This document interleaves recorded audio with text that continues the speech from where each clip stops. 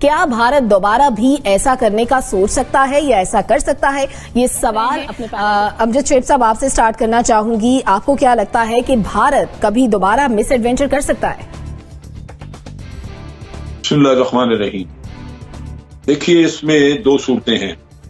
एक तो मोदी जो कि मिस एडवेंचर्स का या इस तरह की कार्रवाइयां हरकतें करने का माहिर भी है और उसकी आइडियोलॉजी है और उसका पॉलिटिकल कैरियर भी इसी चीज पे बिल्ड किया उसने। एंटी पाकिस्तान, एंटी मुसलमान और पाकिस्तान बैशिंग, ये वो चीजें हैं जिनकी वजह से उसने अपना पॉलिटिकल कैरियर बिल्ड किया।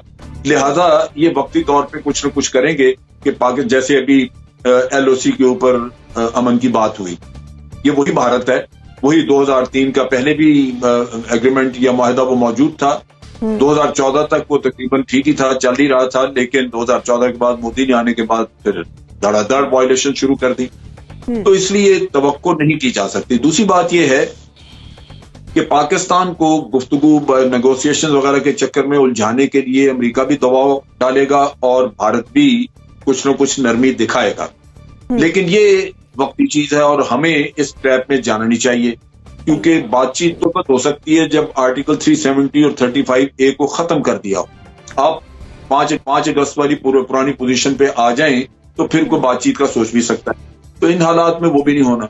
अब चूंकि पाकिस्तान के लीडर्स कह रहे हैं बार बार कि हम अमन चाहते हैं, तो ठीक है, अमन की जो ख्वाहिश है वो एक तरफा नहीं होती, ये दोनों तरफ अमन की बात हो तो अमन होता है, दोनों तरफ अमन की बात हो तो अमन होता है। जनरल साहब, कथा कलामी के लिए मुजाहिद बरेलवी साहब, क्या भारत दोबारा मिस एडवेंचर कर सकता है? हिंदुस्तान ने कोई खुशी नहीं बल्कि लाइन ऑफ कंट्रोल पर जो सीज फायर इसलिए तस्लीम किया है कि इस वक्त वहां पर जो एक सिखों की एक बहुत बड़ा एक बार फिर जो कुछ हो रहा है, फिर कश्मीर ऐसा इशू है, तो जो चालाक मोदी जो है वो ये समझता है कि ये मौका ऐसा है कि कहीं मैं पाकिस्तान का महाज ना खोलूं, तो उनकी तरफ से ये एक मेरे ख्याल में एक इन्होंने एक्सेप्ट किया है। और जैसे मैंने कहा ना कि ये वाला जो आज का दिन हमेशा भारत को ये याद दिलाता रहेगा और सारी दुनिया को ये पैगाम भी जाएगा कि भारत के दो चेहरे हैं, एक जिसमें नाम नेहाद जमहूरियत का और दूसरा मोदी का असल चेहरा जो सामने आया।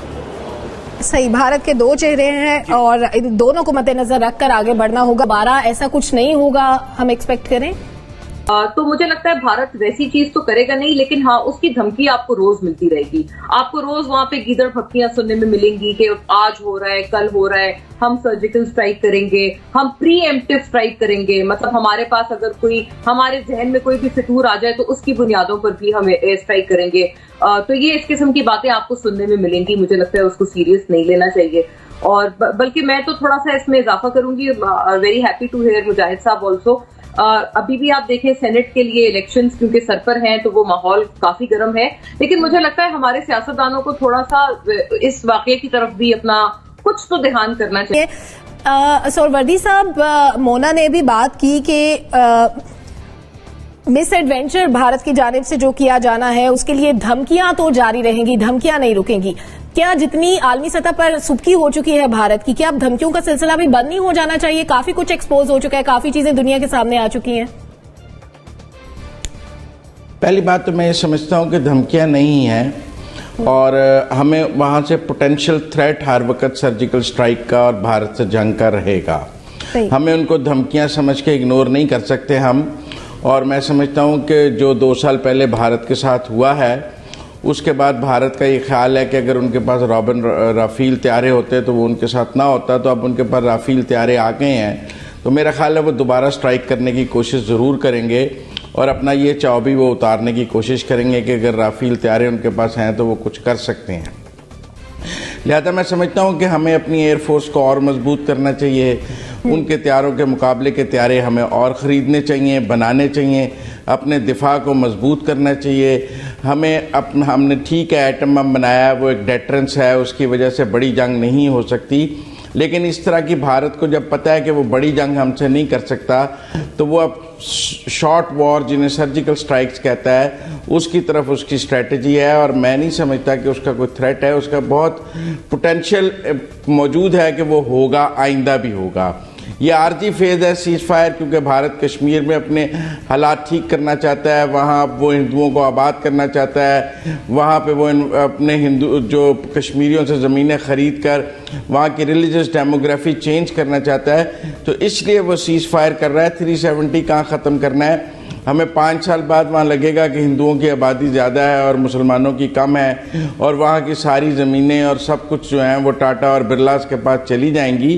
जो उनका अगला पोटेंशियल है जी टूरिज़्म के नाम पर, वहाँ पे जो इन्वेस्टमेंट है वो हिंदू इन्वेस्टमेंट हमें वहाँ नज़र आएगी, इसीलिए ये सीज फायर किया गया है। और उसके बाद मैं समझता हूँ जो ही ये फेज़ पूरा होगा, भारत दोबारा, क्योंकि भारत अपना पाकिस्तान के पास जो आज़ाद कश्मीर है उस पर से क्लेम ख़त्म करता है, ना हमारे साथ तनाज़ात ख़त्म करता है, ना फैटफ ख़त्म करता है, ना बलूचिस्तान में इन्वॉल्वमेंट ख़त्म करता है। तो हम तो हालत जंग में हैं भारत के साथ। अगर हमारी LOC पे जंग नहीं हो रही तो हमारी बलूचिस्तान में हो रही है, अगर हमारी LOC पे सीज फायर है तो हमारी फैटफ में लड़ाई है, हमारी UN में लड़ाई है, माशी खारजी हर सतह पर हम भारत से लड़ रहे हैं। पोटेंशियल थ्रेट आपने कहा कि हर वक्त मौजूद रहेगा और हमें इससे डील करने के लिए स्ट्रेटजीज भी पहले से बनाना होंगी। नसीम सिद्दीकी साहब। बिस्मिल्लाहिर्रहमानिर्रहीम। शुक्रिया सलमा। आप ये देखें कि ये भारत जो है ये बड़ा ही काया किस्म का हमारा दुश्मन है। ये इसने इस वक्त जो LOC के ऊपर सीज फायर की है, ये इसके पीछे भी इसका कोई ना कोई प्लान होगा। ये तो शुक्र अल्हम्दुलिल्लाह कि हमारी गवर्नमेंट, हमारे प्राइम मिनिस्टर जो है, इनके फॉल्स फ्लैग ऑपरेशंस का जो है वो दुनिया में इतना चर्चा किया है कि ये कोई इस किस्म की हरकत नहीं कर पा रहे। जो आपने दोबारा हमले का पूछा है उसमें ये कोशिश तो ज़रूर करेगा। ये भारत बाज तो नहीं आए, तो भारत इन चीज़ों से बाज नहीं आ सकता। अभी बिल्कुल जैसे मेरे साथियों ने कहा, बात यही है कि गैलवान वैली में चाइना के साथ जो झड़प में इनको निदामत उठानी पड़ी है, हजीमत उठानी पड़ी है, उसकी वजह से ये काफ़ी बौखलाए हुए हैं, क्योंकि इनके किसी भी हमसाये के साथ अच्छे ताल्लुकात नहीं है। लेकिन भारत से खतरा आपके ख्याल में भी हमेशा मौजूद